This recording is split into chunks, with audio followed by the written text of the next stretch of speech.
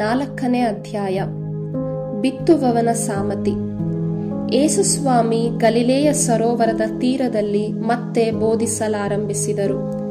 ಜನರು ಕಿಕ್ಕಿರಿದು ಸುತ್ತಲೂ ನೆರೆದು ಬಂದಿದ್ದರು. ಆದುದರಿಂದ ಅವರು ಸರೋವರದಲ್ಲಿದ್ದ ದೋಣಿಯೊಂದನ್ನು ಹತ್ತಿ ಕುಳಿತರು. ಜನರು ದಡದಲ್ಲೇ ಉಳಿದರು. ಆಗ ಯೇಸು ಅವರಿಗೆ ಅನೇಕ ವಿಷಯಗಳನ್ನು ಸಾಮತಿಗಳ ಮೂಲಕ ಬೋಧಿಸುತ್ತಾ ಹೀಗೆಂದರು. ಕೇಳಿ, ಒಬ್ಬ ರೈತ ಬಿತ್ತುವುದಕ್ಕೆ ಹೊರಟ. ಬಿತ್ತನೆ ಮಾಡುತ್ತಾ ಇದ್ದಾಗ ಕೆಲವು ಬೀಜಗಳು ಕಾಲ್ದಾರಿಯಲ್ಲಿ ಬಿದ್ದವು. ಬಿದ್ದದ್ದೇ ಹಕ್ಕಿಗಳು ಬಂದು ಅವುಗಳನ್ನು ತಿಂದು ಬಿಟ್ಟವು. ಬೇರೆ ಕೆಲವು ಬೀಜಗಳು ಹೆಚ್ಚು ಮಣ್ಣಿಲ್ಲದ ಕಲ್ಲು ನೆಲದ ಮೇಲೆ ಬಿದ್ದವು.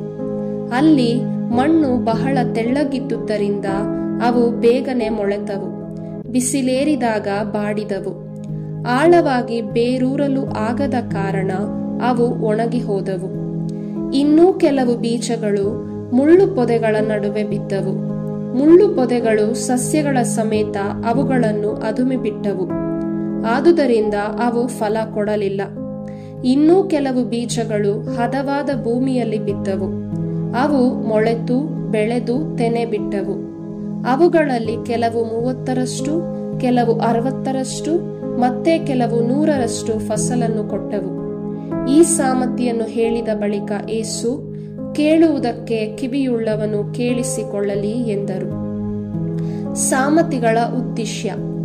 ಈ ಉಪದೇಶವನ್ನು ಕೇಳಿದವರಲ್ಲಿ ಕೆಲವರು ಯೇಸುಸ್ವಾಮಿ ಒಬ್ಬರೇ ಇದ್ದಾಗ 12 ಮಂದಿ ಶಿಷ್ಯರೊಡನೆ ಬಂದು ಅವರು ಹೇಳಿದ ಸಾಮತಿಗಳನ್ನು ವಿವರಿಸಬೇಕೆಂದು ಕೇಳಿಕೊಂಡರು. ಅದಕ್ಕೆ ಯೇಸು, ದೇವರ ಸಾಮ್ರಾಜ್ಯದ ರಹಸ್ಯವನ್ನು ನಿಮಗೆ ತಿಳಿಸಲಾಗಿದೆ. ಮಿಕ್ಕವರಿಗಾದರೋ ಅದೆಲ್ಲವೂ ಸಾಮತಿಗಳ ರೂಪದಲ್ಲಿ ಮರೆಯಾಗಿದೆ. ಏಕೆಂದರೆ ಕಣ್ಣಾರೆ ನೋಡಿಯೂ ಅವರು ಕಾಣರು, ಕಿವಿಯಾರೆ ಕೇಳಿಯೂ ಅವರು ಗ್ರಹಿಸರು, ಕಂಡು ಗ್ರಹಿಸಿದರೆ ಅವರು ದೇವರತ್ತ ತಿರುಗಿಯಾರು, ಪಾಪಕ್ಷಮೆ ಹೊಂದಿಯಾರು ಎಂದರು. ಬಿತ್ತುವವನ ಸಾಮತಿಯ ವಿವರಣೆ. ಅನಂತರ ಯೇಸುಸ್ವಾಮಿ ಅವರಿಗೆ, ಈ ಸಾಮತಿಯನ್ನು ನೀವು ಅರ್ಥ ಮಾಡಿಕೊಳ್ಳಲಿಲ್ಲವೇ? ಹಾಗಾದರೆ ಬೇರೆಲ್ಲ ಸಾಮತಿಗಳನ್ನು ಹೇಗೆ ಅರ್ಥ ಮಾಡಿಕೊಳ್ಳುವಿರಿ? ಈ ಸಾಮತಿಯಲ್ಲಿ ಬಿತ್ತುವವನು ದೇವರ ಸಂದೇಶ ಎಂಬ ಬೀಜವನ್ನು ಬಿತ್ತುತ್ತಾನೆ. ಕೆಲವರು ದೇವರ ಸಂದೇಶವನ್ನು ಕೇಳುತ್ತಾರೆ. ಸೈತಾನನು ತಕ್ಷಣವೇ ಬಂದು ಆ ಸಂದೇಶವನ್ನು ತೆಗೆದು ಬಿಡುತ್ತಾನೆ. ಕಾಲ್ದಾರಿಯಲ್ಲಿ ಬಿದ್ದ ಬೀಜಕ್ಕೆ ಹೋಲಿಕೆಯಾಗಿರುವವರು ಇವರೇ. ಇನ್ನೂ ಕೆಲವರು ದೇವರ ಸಂದೇಶವನ್ನು ಕೇಳಿದ ಕೂಡಲೇ ಅದನ್ನು ಸಂತಸದಿಂದ ಸ್ವೀಕರಿಸುತ್ತಾರೆ. ಆದರೆ ಅವರಲ್ಲಿ ಅದು ಆಳವಾಗಿ ಬೇರೂರದ ಕಾರಣ ಕೊಂಚ ಕಾಲ ಮಾತ್ರ ಉಳಿಯುತ್ತದೆ. ದೇವರ ಸಂದೇಶದ ನಿಮಿತ್ತ ಕಷ್ಟಕೋಟಲೆಗಳು ಬಂದೊದಗಿದಾಗ ಕೂಡಲೇ ಎಡವಿ ಬೀಳುತ್ತಾರೆ. ಇವರೇ ಕಲ್ಲು ನೆಲದ ಮೇಲೆ ಬಿದ್ದ ಬೀಜಕ್ಕೆ ಸಮಾನರಾದವರು. ಇನ್ನೂ ಕೆಲವರು ದೇವರ ಸಂದೇಶವನ್ನು ಕೇಳುತ್ತಾರೆ. ಆದರೆ ಅವರೊಳಗೆ ಇರುವ ಪ್ರಾಪಂಚಿಕ ಚಿಂತನೆಗಳು, ಐಶ್ವರ್ಯದ ವ್ಯಾಮೋಹಗಳು, ಇನ್ನಿತರ ಅಭಿಲಾಷೆಗಳು ದೇವರ ಸಂದೇಶವನ್ನು ಅದುಮಿ ಅದು ಫಲ ಬಿಡದಂತೆ ಮಾಡುತ್ತವೆ. ಇವರೇ ಮುಳ್ಳು ಪೊದೆಗಳ ನಡುವೆ ಬಿದ್ದ ಬೀಜಕ್ಕೆ ಅನುರೂಪ ಆದವರು. ಮತ್ತೆ ಕೆಲವರಾದರೋ ದೇವರ ಸಂದೇಶವನ್ನು ಕೇಳಿ ಅದನ್ನು ಸ್ವಾಗತಿಸುತ್ತಾರೆ. ಅಂಥವರಲ್ಲಿ ಕೆಲವರು 30ರಷ್ಟು, ಕೆಲವರು 60ರಷ್ಟು, ಇನ್ನೂ ಕೆಲವರು 100ರಷ್ಟು ಫಲ ಕೊಡುತ್ತಾರೆ. ಇವರೇ ಹದವಾದ ಭೂಮಿಯಲ್ಲಿ ಬಿದ್ದ ಬೀಜಕ್ಕೆ ಸಮಾನರು ಎಂದರು. ದೀಪದ ಸ್ಥಾನಮಾನ. ಯೇಸುಸ್ವಾಮಿ ತಮ್ಮ ಬೋಧನೆಯನ್ನು ಮುಂದುವರಿಸುತ್ತಾ, ಯಾರಾದರೂ ಉರಿಯುವ ದೀಪವನ್ನು ತಂದು ಬಟ್ಟಲ ಒಳಗಾಗಲಿ ಮಂಚದ ಕೆಳಗಾಗಲಿ ಇಡುವುದುಂಟೆ? ನಿಶ್ಚಯವಾಗಿಯೂ ಇಲ್ಲ. ಅದನ್ನು ದೀಪಸ್ತಂಭದ ಮೇಲೆ ಇಡುತ್ತಾರೆ. ಬೆಳಕಿಗೆ ಬಾರದ ಮುಚ್ಚುಮರೆ ಇಲ್ಲ, ರಟ್ಟಾಗದ ಗುಟ್ಟಿಲ್ಲ. ಕೇಳುವುದಕ್ಕೆ ಕಿವಿಯುಳ್ಳವನು ಕೇಳಿಸಿಕೊಳ್ಳಲಿ. ನೀವು ಕೇಳುವುದನ್ನು ಎಚ್ಚರಿಕೆಯಿಂದ ಗಮನಿಸಿರಿ.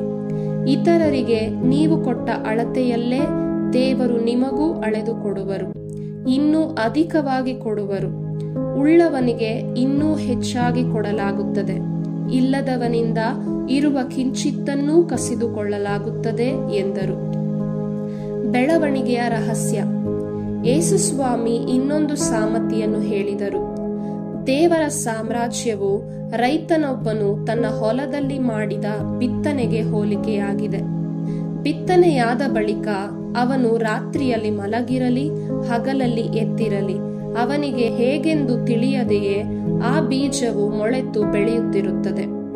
ಭೂಮಿ ಮೊದಲು ಸಸಿಯನ್ನು, ಅನಂತರ ಹೊಡೆಯನ್ನು, ತರುವಾಯ ತೆನೆ ತುಂಬ ಕಾಳನ್ನು ತನ್ನಷ್ಟಕ್ಕೆ ತಾನೇ ಉತ್ಪತ್ತಿ ಮಾಡುತ್ತದೆ.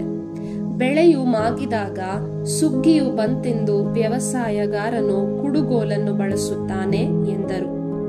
ಸಾಸಿವೆ ಕಾಳಿನ ಸಾಮತಿ. ಯೇಸುಸ್ವಾಮಿ ತಮ್ಮ ಉಪದೇಶವನ್ನು ಮುಂದುವರಿಸಿ, ದೇವರ ಸಾಮ್ರಾಜ್ಯವನ್ನು ಇನ್ನು ಯಾವುದಕ್ಕೆ ಹೋಲಿಸೋಣ? ಅದಕ್ಕಾಗಿ ಯಾವ ಸಾಮತಿಯನ್ನು ಉಪಯೋಗಿಸೋಣ?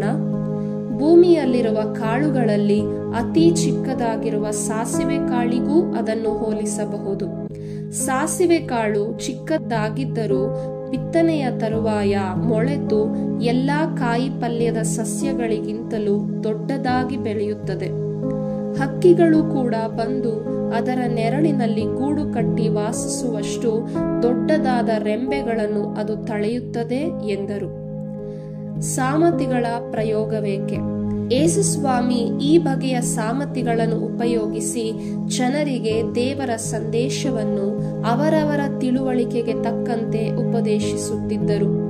ಸಾಮತಿಗಳನ್ನು ಉಪಯೋಗಿಸದೆ ಅವರು ಬೋಧಿಸುತ್ತಿರಲಿಲ್ಲ. ಆದರೆ ತಮ್ಮ ಆಪ್ತ ಶಿಷ್ಯರೊಡನೆ ಪ್ರತ್ಯೇಕವಾಗಿದ್ದಾಗ ಅವರಿಗೆ ಎಲ್ಲವನ್ನೂ ವಿವರಿಸಿ ಹೇಳುತ್ತಿದ್ದರು. ಏಸು ಪ್ರಕೃತಿಗೂ ಒಡೆಯ. ಆ ದಿನ ಸಾಯಂಕಾಲ ಯೇಸುಸ್ವಾಮಿ ತಮ್ಮ ಶಿಷ್ಯರಿಗೆ, ಸರೋವರದ ಆಚೆ ದಡಕ್ಕೆ ಹೋಗೋಣ ಎಂದರು. ಆಗ ಶಿಷ್ಯರು ಜನರ ಗುಂಪನ್ನು ಬಿಟ್ಟು ದೋಣಿಯಲ್ಲಿ ಕುಳಿತಿದ್ದ ಯೇಸುವನ್ನು ಹಾಗೆಯೇ ತಮ್ಮ ಜೊತೆಯಲ್ಲಿ ಕರೆದುಕೊಂಡು ಹೊರಟರು. ಆ ದೋಣಿಯ ಸಂಗಡ ಬೇರೆ ದೋಣಿಗಳೂ ಇದ್ದವು. ಸ್ವಲ್ಪ ಮುಂದೆ ಹೋಗುವಷ್ಟರಲ್ಲೇ ದೊಡ್ಡ ಬಿರುಗಾಳಿ ಎದ್ದಿತು. ಅಲೆಗಳು ದೋಣಿಗೆ ಅಪ್ಪಳಿಸತೊಡಗಿದವು. ದೋಣಿಯೊಳಗೆ ನೀರು ನುಗ್ಗಿ ಅದು ತುಂಬಿ ಹೋಗುವುದರಲ್ಲಿತ್ತು. ಯೇಸುವಾದರೋ ದೋಣಿಯ ಹಿಂಭಾಗದಲ್ಲಿ ದಿಂಬನ್ನು ಒರಗಿ ನಿದ್ದೆ ಮಾಡುತ್ತಿದ್ದರು. ಶಿಷ್ಯರು ಅವರನ್ನು ಎಬ್ಬಿಸಿ, ಗುರುವೇ, ನಾವು ಸಾಯುತ್ತಿದ್ದೇವೆ, ತಮಗೆ ಚಿಂತೆಯೇ ಇಲ್ಲವೇ ಎಂದರು. ಆಗ ಯೇಸು ಎಚ್ಚೆತ್ತು ಬಿರುಗಾಳಿಯನ್ನು ಗದರಿಸಿದರು. ಸರೋವರಕ್ಕೆ, ಶಾಂತವಾಗಿರು, ಮೊರೆಯಬೇಡ ಎಂದು ಆಜ್ಞಾಪಿಸಿದರು. ತಕ್ಷಣ ಬಿರುಗಾಳಿ ನಿಂತಿತು. ವಾತಾವರಣ ಪ್ರಶಾಂತವಾಯಿತು. ಅನಂತರ ತಮ್ಮ ಶಿಷ್ಯರಿಗೆ, ಏಕೆ ಇಷ್ಟು ಭಯ? ಇನ್ನೂ ನಿಮಗೆ ವಿಶ್ವಾಸವಿಲ್ಲವೇ ಎಂದರು. ಶಿಷ್ಯರಾದರೋ ಭಯಭ್ರಾಂತರಾಗಿ, ಗಾಳಿಯೂ ಸರೋವರವೂ ಇವರು ಹೇಳುವಂತೆ ಕೇಳಬೇಕಾದರೆ ಇವರು ಯಾರಿರಬಹುದು ಎಂದು ತಮ್ಮೊಳಗೆ ಮಾತಾಡಿಕೊಂಡರು.